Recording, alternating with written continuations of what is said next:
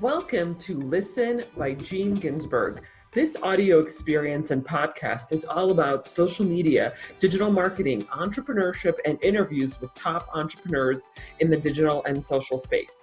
I am your host, Gene Ginsberg, digital marketing expert, #1 best-selling author, and award-winning entrepreneur. I will be sharing with you strategies, tips, and tactics on how to grow your business and your social media following. Thanks for listening. Hey everyone, Gene Ginsberg here. I am very excited. Next episode of Listen by Gene Ginsberg is here right now, and I have a very special guest. Justin Oglesby is here today. How are you, Justin?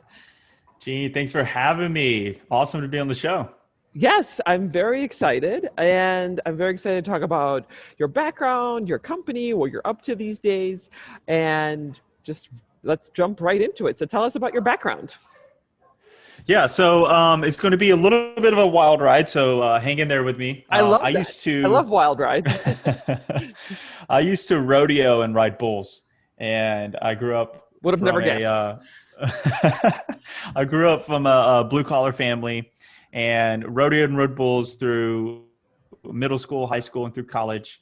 Eventually, I got turned on to sports medicine. Obviously, as a bull rider, you get hurt all the time. You spend a lot of time with the athletic training staff and the orthopedic surgeons. And so I went and got my undergraduate in athletic training. And I had a couple of sales jobs. Like I was an athletic trainer I was a head athletic trainer for a high school football team, and was, football, baseball, basketball, like all the sports for about 2 years. And during the day I was, treating patients and then also doing some sales and marketing. And I really gotten to love the marketing side of things. And then I went on a mission trip to India. This was, maybe 7 years ago. I went on a mission trip to India. And then I got super sick and flew back and was hospitalized for 30 days. I was in the ICU for 3 to 4 days. They thought it was some exotic disease. They were trying to figure out what was going on. Long story short, it ended up being a ruptured appendix that they just missed. Oh my gosh. Wow. You think that nowadays they would miss that kind of stuff.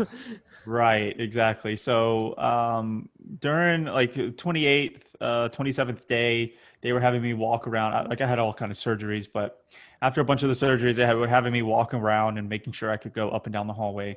And I just remember being so frail and fragile and just walking up and down the hallway with a walker and seeing all these people pass me by with their heads in their phones, just going so fast through life. And I was like, man, if they this experience that I just went through, at a very, very young age, early 20s, taught me that life is so fragile and you really only get one shot at it. So you need to make it the best. So I healed up and then I went back to school and got my master's in marketing and healthcare administration, went and worked with an orthopedic company, did sales and marketing.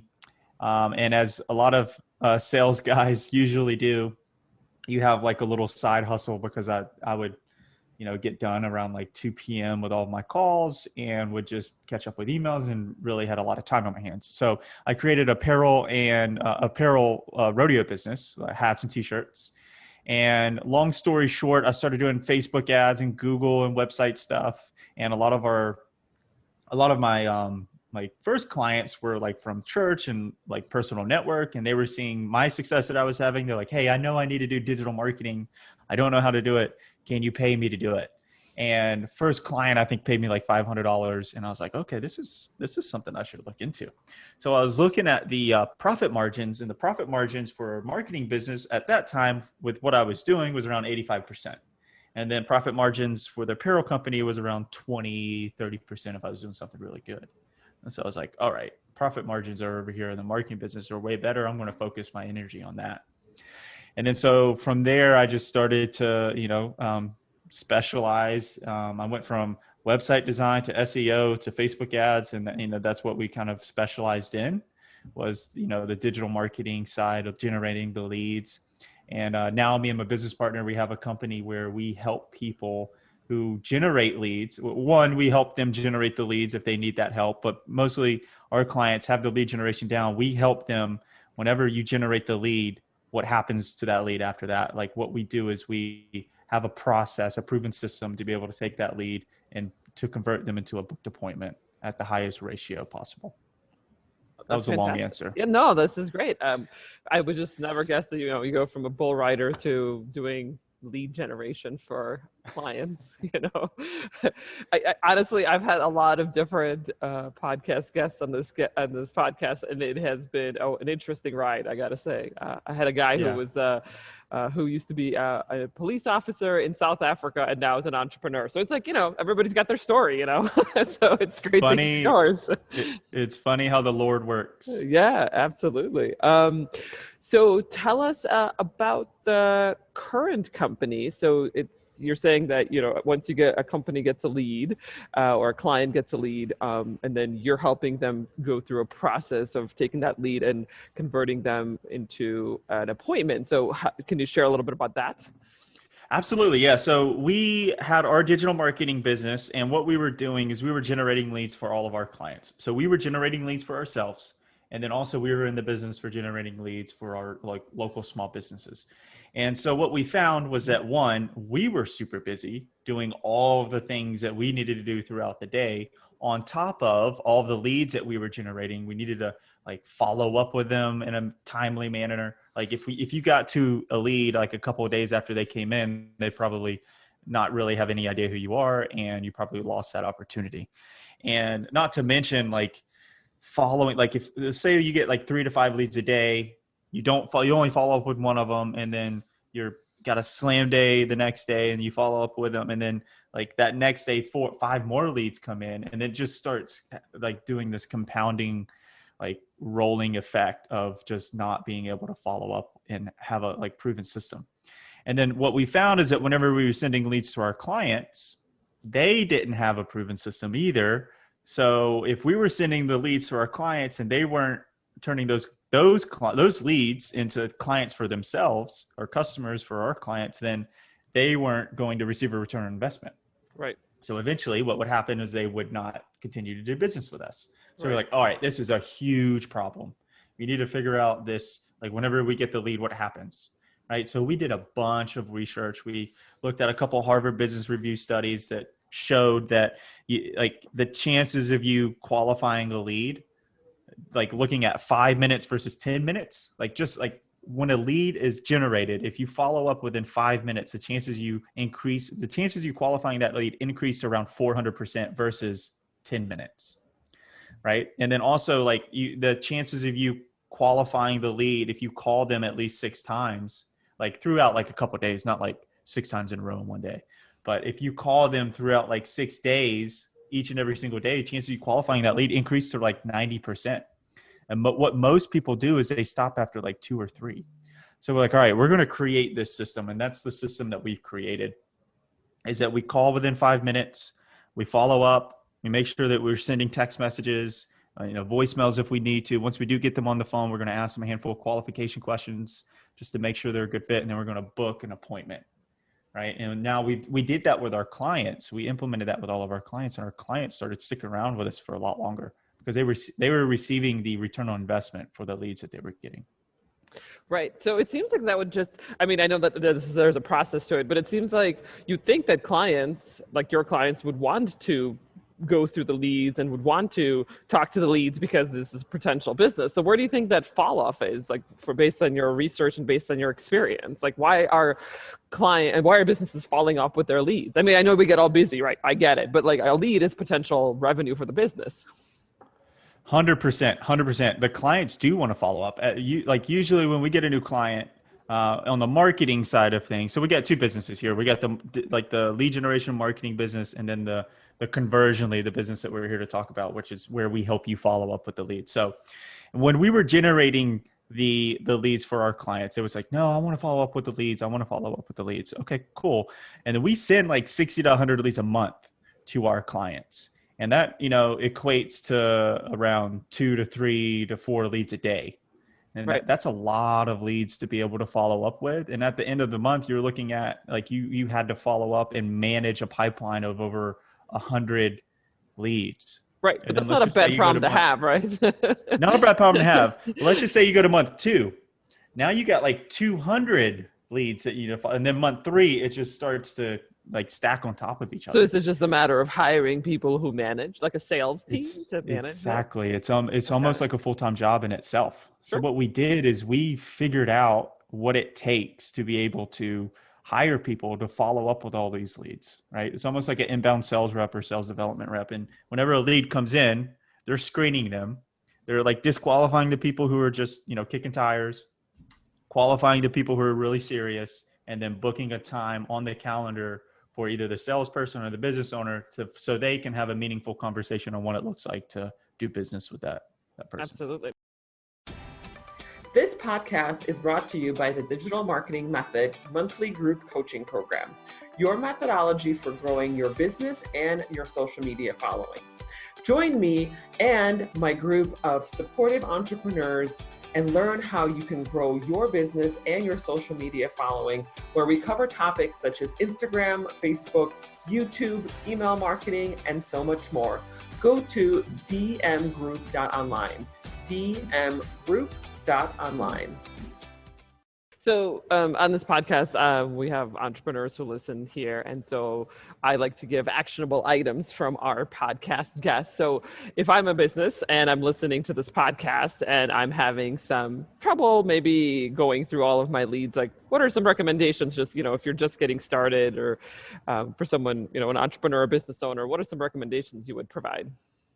Yeah, I would say first thing is you need to have a system and you need to have a person set that is like the main person, like the main go-to person that these leads go through, right? One, you need to have a system so that no lead falls through the cracks. You can manage the pipeline. All the automations are growing out like they need to be, and you can communicate through that system. So if someone, if you have 2 people, the other person can pick up very easily, right? So 1, you need to have the system, and 2, you need to have a person managing that system. So that's what we call an appointment setter. So what we recommend is that a lead goes to an appointment setter that qualifies those leads or disqualifies them if they're not a good fit. Ask them 3 to 5 questions, preset questions that you kind of already have. And then from those questions, it'll determine if that lead is a good fit or a good prospect. And then from there, they book the appointment on the calendar of the sales or the business owner. Okay. Great. This is really good actionable advice for someone who's listening. Awesome. So tell us a little bit more about your company. So what are some recent wins that you've had in the last, several months, let's say? We can talk about that or even this year. Yeah, so we've really focused on moving from a done for you model to a done with you model. And what we found is that we started out where, people would pay us a flat rate fee per lead to follow up with all of their leads and all of their clients' leads. And what we found was that some people wanted to buy our system and buy our agents because they were like, I've seen your system. It's amazing. I've seen your agents. I've listened to them. They're awesome too. And I just want that inside of my business. Can we get that from you? And we were like, yeah, that's fine. And then we talked about price, and then we had like 5 to 7 people go through that process. What we found was those people were getting way better results because 1, they had more skin in the game because it was their system. We're just helping them build it. And also because we were able to work more one-on-one with them, right? To be able to help provide them a custom solution. We give them all of our proven systems, but we kind of help tweak to their specific needs, right? So now what we've done in the past year is really focused on moving with that done with you model. And we've put over 50,000 leads through our system, worked with over 150 clients, and we're really, really proud of the system and the product that we have. That's amazing. It's so true. I love when companies help with their clients and do like a done with you service where it's like instead of like giving you fish, you actually teach your clients how to fish, because then they have just much more skin in the game and they can do this for themselves all day long eventually once you help them build it. And so I totally agree with that. And I do that in my business as well, where I kind of consultative basis where I help my clients set up the system for them for digital marketing and social media, and then they take on after that. So I can totally relate to that, and I think that's an amazing system. So switching gears a little bit here, we've of course been in this COVID state since the last, I don't know, 10 months or so. How has your business or the industry changed since the pandemic started? I would say on the marketing side, there were a handful of like local businesses that shut down. However, digital marketing as an industry, I feel like is just increasing Hmm. in revenue and attention. And I mean, because if you think about it, people are staying home more. Right. State lines are locked down. So like they're not in their car listening to radio. They're not in their car passing billboards, right? They may be watching TV a little more. So there's that. But I think a lot of people are just spending more time on their computer, their smartphones, their iPads, whatever, tablets, whatever you want to call it. I think they're spending more time digitally. So I feel like the demand for digital marketing has just increased. And with that, obviously, when people are spending more time digitally, obviously the attention is shifting there. So more ad dollars are being spent to try to capture that attention, i.e. lead generation, which if you are generating leads, you want to turn those leads into booked appointments. So those booked appointments can turn into sales. So it's really helped our business a lot. Have you seen an increase or growth in your business since the pandemic? Yes. That's great. Yes. I mean, at first it was kind of scary. It's like no one really knew what was going on. Everyone was buying toilet paper and like staying indoors. And now it's kind of, you can make an argument that it's kind of made a swing back to, kind of like how it was in the beginning. But I feel like it's kind of leveled off a little more. Right. Yeah, I've seen the same exact thing in my business, and since we do digital and social as well. Beginning was a little bit dicey, but then we had our biggest month in October and our track to hit our biggest month again in November when this is being recorded. So I've seen a positive change in my business. So I guess it's not all bad, right? Amazon's still making money, so it's not all bad, right? Some companies are growing. um, Right. cool. And so what are some new initiatives that you guys are working on in your business? Yeah, some pretty cool stuff that we're putting together. Right now, we have the appointment setting side of things put together, but we're now just working a lot with our clients on helping them with all aspects of their business, lead generation, the appointment setting, account management, ad management, and just a handful of other things that goes into actually building and scaling up a business. Awesome. That's very cool. And then I have usually one last question. It's kind of an open-ended question that I'd like to ask my podcast guests. So what is your prediction for the industry? And that could be your industry specifically, like marketing, or it could be lead generation, or it could be anything like terraforming Mars or self-driving cars or AI, anything that you want to talk about. Let's stick to the digital marketing industry. Sure. That's just because what I can speak the best on. I feel like, in the past handful of years, there's been a pent up demand of digital marketing. Things have kind of been shifting in that direction. I think with people now working from home, being more comfortable, like the older generation, maybe a little more comfortable with like the computers and the iPads and the cell phones. I think that the attention is going to shift a little more. Like it's already there, but I think even more attention is going to shift digitally, which it's just going to, when attention shifts, one and more direction, that's where usually the ad dollars follow. And so with that said, I think that the digital marketing space, as far as advertisements, would probably just benefit from, this whole situation. Right. And what are your thoughts on the big players in the space like Facebook and Twitter? I have seen a lot of users leaving those big platforms. Have you seen anything or heard anything about that? And in terms of advertising space as well? Not really.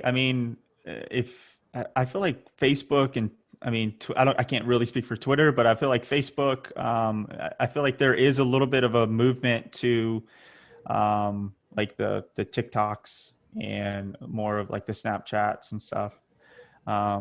I I just think Facebook has such a hold. As of right now when we're recording this, I still think that they're probably the number one platform as far as advertising. Sure, absolutely. Yeah, I mean, I think they still are. I'm just wondering, I think there might be a change coming soon because there's a lot of these other social media platforms that are popping up, and seems that users are starting to move over there. And there's a whole thing with the whole censorship, on social media during the election and everything. I'm not talking about, like, I'm not trying to say on my end, like, which way I'm leaning. I'm just more saying, like, there was censorship. And so I think that people are trying to figure out if there's new social media platforms, which there are. And I think there's now a demand for it. I don't know. Right. That's what I'm seeing. Yeah, I don't know if I have the answer to that. I think Facebook, I would assume that those guys are pretty smart up there at the top, so they can kind of go with the flow. And if there's a change being made, hopefully they could still create a platform that everyone likes to go to. I think there's definitely platforms that people are having more fun on right now. Right. But I think that Facebook understands that they have their place. I do like how Facebook isn't, trying to steal features, like other platforms may, you know what I mean? Like Instagram? For example, well, you said it, not me. Like they stole Snapchat stories. They stole TikTok with the reels. There's like a handful of other things that they've kind of tried to steal. Vine, I think they were doing videos like when Vine was still around. So yeah, lots of changes. So, well, thank you. That was, I was just curious what your thoughts were. I always kind of like to keep the last question open-ended and see where the conversation goes. But thanks for being here. And the last question is, how can our audiences get a hold of you or find you online?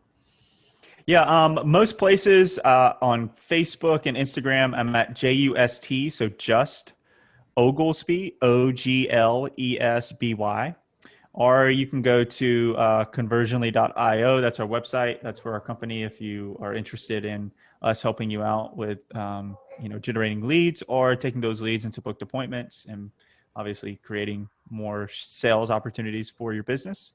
So the website, Facebook, that's probably where I hang out mostly, is on Facebook. So yeah, listeners can get in touch with me there. Awesome. Well, thanks so much for being here. This was great. Love having guests like you on the show who talk about just, very real things that are happening, like following up with leads. It's not sexy, but it needs to get done, right? So I love hearing about that you can, actionable things that you can actually use in your business today. So